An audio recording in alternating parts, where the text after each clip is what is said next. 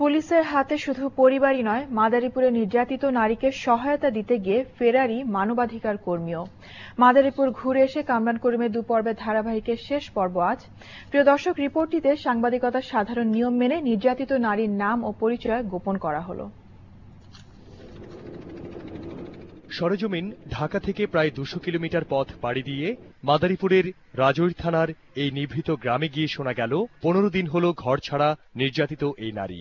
বন্ধ হয়ে গেছে ছেলে মেয়ের লেখাপড়া।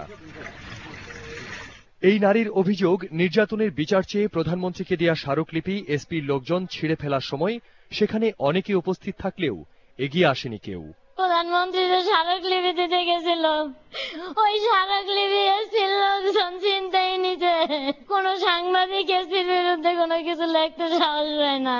কিন্তু ঘুণাক্ষরেও এসবের দায় কাঁধে নিতে নারাজ এসপি সর্দার তমিজউদ্দিন। আমি এটা কাজ করছিলাম, আমার এখানে উপস্থিত ছিল এখানকার স্বনামধন্য একজন হ্যান্ডবল কোচ, একজন হ্যান্ডবল প্লেয়ার ছিল মেয়ে, কলেজে পড়ে, সেই সময় মহিলা টোকেন। যারা ওখানে ঘটনাস্থলে যে এই বিষয়গুলো দেখেছেন শুনেছেন তাদের কাছ থেকে বিষয়টা জানলে ভালো হয়। এদিকে এসপির বিরুদ্ধে নির্যাতনের অভিযোগের বিষয়ে মিশ্র প্রতিক্রিয়া রয়েছে মাদারীপুরের স্থানীয় সাংবাদিকদের মধ্যেও।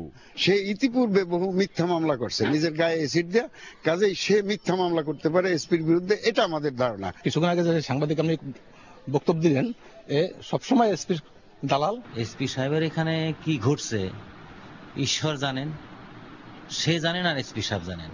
তবে Bangladesh institute of human rights বলছে, প্রাথমিক তদন্তে ঘটনার সত্যতা খুঁজে পেয়েছেন তারা।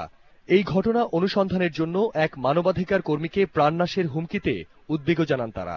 এই শিলা মল্লিক আসলেই মাদারীপুরের এসপি মহোদয়ের মাধ্যমে ব্রুটালি টর্চারের শিকার হয়েছে। আমরা অলরেডি জাতিসংঘ মানবাধিকার কাউন্সিলে আমরা লিখেছি এবং নেক্সট স্টেপে আমরা এখন একটা রিট করতে যাচ্ছি। আমার তো এখন বাড়িতে থাকতে পারতেছি না, বিভিন্নভাবে পলাইতে, যেহেতু এসপি বিভিন্ন জায়গাতে বিভিন্ন অফার বিভিন্ন লোকের দিয়েছিল, জীবনের ভয়ে পালাই বেড়াইতেছে। এসপি বলছেন, তদন্তে এর কোনো প্রমাণই মিলবে না, কারণ এই মহিলা নিজেই মামলাবাজ হিসেবে পরিচিত। কামরান করিম, বৈশাখী নিউজ, মাদারীপুর।